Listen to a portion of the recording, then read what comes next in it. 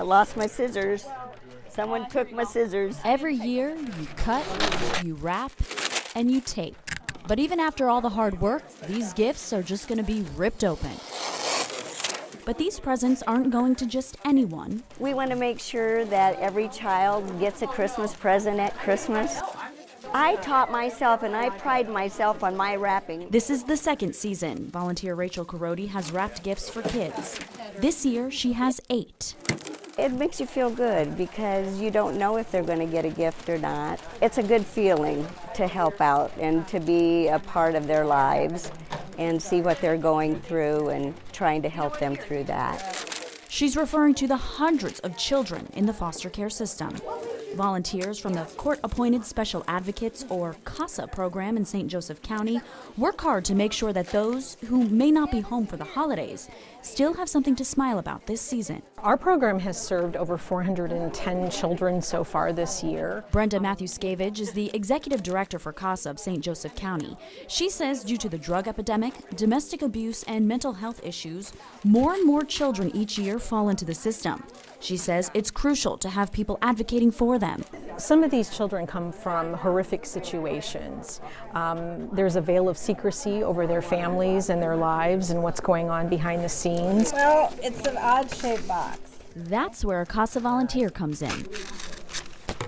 They are their voice in court. They also make recommendations to the court for services that might be needed for the family. They identify the needs of a child, the wants of a child. They bring that to the attention of the court. And these men and women go far beyond the courtroom. Could you hand me the wrapping paper over there? Tom Brown has been a CASA for 4 years, and today he is wrapping gifts for 10 kids. Well, kind of wrapping. This is the Finding Dory Trouble game. I wonder who that was for. He admits he isn't the best at making these packages look perfect, so he assembled a team. Do you want me to wrap that one? Yeah. And while gift wrapping isn't his specialty, connecting with kids is. Oh, I enjoy it. I enjoy it. But feeling good is just the icing on the cake. Brown devotes dozens of hours a month to each case, all in the hope that the judge takes his advice and does what's in the child's best interest. There you go, that looks awesome. I'm doing better. Considering these kids have been through more than any of them should at their age, it's not always easy, but it's always worth it. It's just so rewarding to see a kid smile or come up and hug you. And I have one case where a very young child, the first time I met him, just totally ignored me, acted as if I wasn't even there. And within a couple months, would come up and give me a big hug, sit on my lap. Our volunteers are a huge force. We don't have a program without them. The now retired CPA seems to agree. It's the most rewarding full-time job I've ever had. Searching top to bottom and side to side is part of any thorough exam. Radiologists scan breasts all the time looking for tumors. So we can localize it, kind of like Battleship. Radiologist Christine Thatcher wants you to think of it like a battleship grid. You have to have 2 coordinates in order to find a spot inside the breast. It's a game of guessing to get a hit on your opponent's boat, but it's also strategy, knowing every play has a goal in mind. And what we're going to do is we're going to slip your left arm out. I'm going to bring you up. I'm going to do the 3D image first. Nurses are scanning Jennifer's Zaremka for a potential hit. Finding one is not easy nor comfortable for this 43-year-old. Chin nice and high for a second. Jennifer's missed a few mammograms in the past, but she won't anymore. And this is why. Jennifer's mom lost her battle with cancer a year ago. She thought her symptoms were an infection. Today, consistent mammograms for Jennifer are the only option. For my children, so I'm around for them, because I miss my mom. Cancer wasn't in her mother's family. After what my mom struggled through, it's a little scary, so yeah, keep an eye on it. But the guidelines are confusing. One organization says women should get mammograms every year starting at age 40. Another says every year between 45 to 55, then every 2 years. And another organization says women 50 to 74 get one every 2 years. Dr. Mark Meekoff has performed gynecological work for 23 years at the South Bend Clinic, but in the past couple of years, he's spending a significant amount of time fielding questions. It's an extra conversation that I have to have with them to make sure that they know that I'm keeping up to date. There's no question everyone is searching for that tumor, just like you're trying to sink those ships, but how you play the game is up for debate. A 2016 study by Dartmouth claims mammograms are more likely to turn up non-life-threatening tumors than more serious cancers, calling into question overtreatment and overdiagnosis, and if it's cost-effective to do so many mammograms. I don't want anybody to get breast cancer in their 40s, certainly of my patients, and none of my patients want to get it. So I really don't want to look at it from a national cost-effective way. We want to be able to catch it early, small, and be able to treat it and have women move on with their lives with as little detriment, as little disruption as possible. It's not a guessing game in Dr. Christine Hatcher's office. And this helps us to look for hidden masses. She looks at a different patient's mammogram, side to side and top to bottom. We saw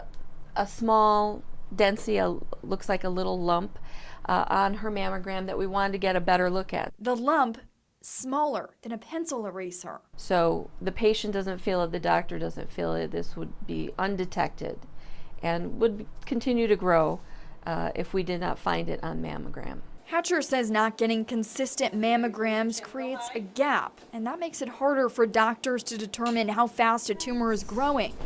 Hold real still. For Zaremka, the time is growing since her mother passed, but it slows when she thinks about her own daughters. I get kind of worried about, my nieces and my kids myself, Got a lot of women in our family. Because being strategic could make all the difference.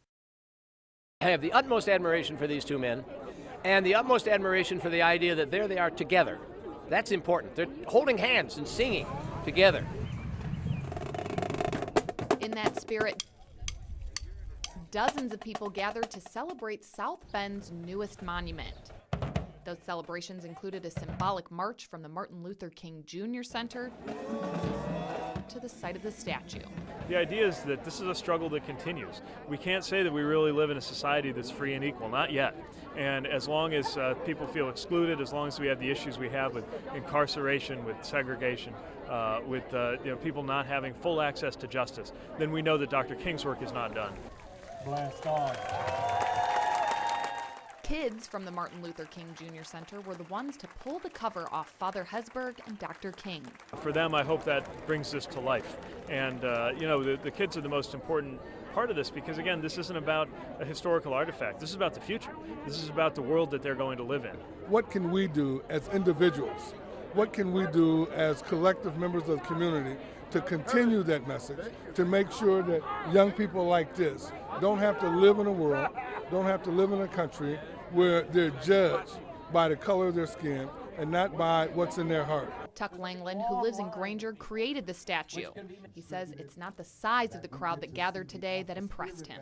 The fact that they were so mixed, and as I was saying to someone else, 25 years ago, 53 years ago when this event happened, they couldn't have done that very well. Although we have not overcome yet, we're on our way on that journey. The old Negro spiritual, free at last, free at last. Thank God Almighty that we are free at last. Thank you.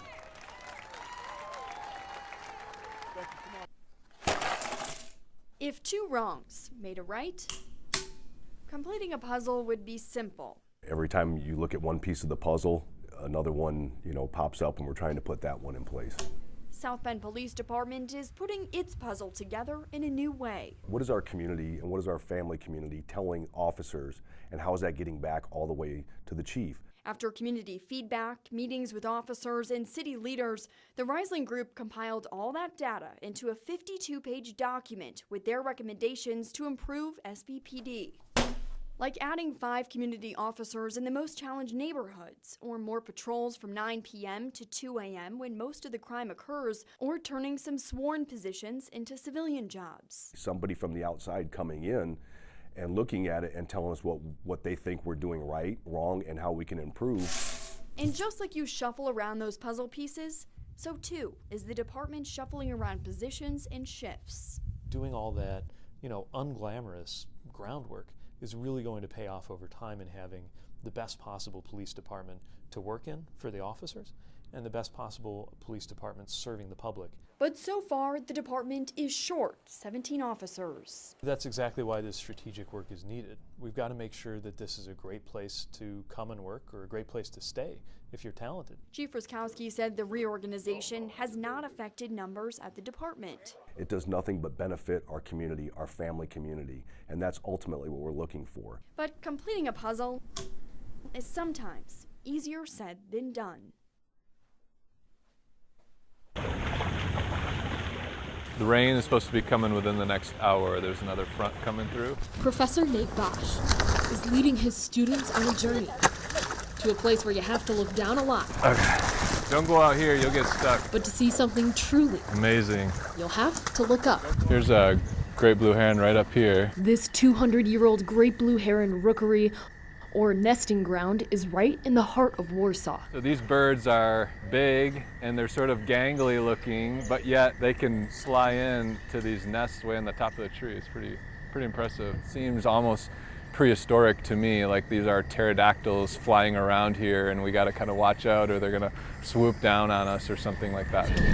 Bosch says this wetland has survived hundreds of years. That's why his aquatic ecology students are studying it. And we're taking temp, conductivity, DO, pH, and then it's also a depth reader. But the simple sights are more than a lesson for students like Drew Skemmerhorn. I've always enjoyed the outdoors. He believes this place should be savored. God commanded us to take care of his creation, just respect it, and just to enjoy it and make the most out of it. Taking care of this space also maintains a pretty good dining menu for these herons who are just nesting this time of year. The plants that are here are then benefiting frogs and turtles and fish that are in this area. Those frogs and turtle and fish are things that the great blue heron then are eating in turn. This wetland is an extension of the Tippecanoe River, and according to Bosch, this river is one of the 8 most important rivers in the whole country. That's why some people will go through many obstacles just to get here. If you're an avid birder, you go quite a ways to see different birds. Bob Flam came all the way from Ohio. Oh, that would be fun to do. He says as the herons mate, the partners stick together until their eggs hatch, but only for one season. Next year it may be somebody different. Flam says great blue herons are of the largest heron to nest so high. You know, that's safety from other predators up that high. A long way to fall for birds learning to fly. With housing, stores, and schools just next door to these birds, Bosch says it's a sign. I think this great blue heron rookery is a good example of how humans can get along with the non-human natural environment really well. Mark time. March. Discipline, integrity, character. All traits drilled into the minds of these Benton Harbor young men over the past 5 days. It was all about making these young men smarter and make better decisions as they go and navigate through life. Navigating through their lives with a new outlook. Some of the team lessons are the law in you as it pertains to teenagers. Some of the lessons are about violence and gangs and how to prevent yourself from getting involved in it. For many of the boys, it was a way to get out of the house, trying things like scuba diving and obstacle courses. I just like the creativeness and like getting in different activities that I never would get in if I wasn't at this program. But the Academy is more than just that. It's about breaking barriers. I see police officers in a new light because basically in Ben Harbor, all they talk about is police officers bad this, police officers do this, do that, when it's not basically like that. We're hoping going forward, when they encounter police officers, that they can go back to this experience and say, hey, give this guy a chance. 1, 2, 3.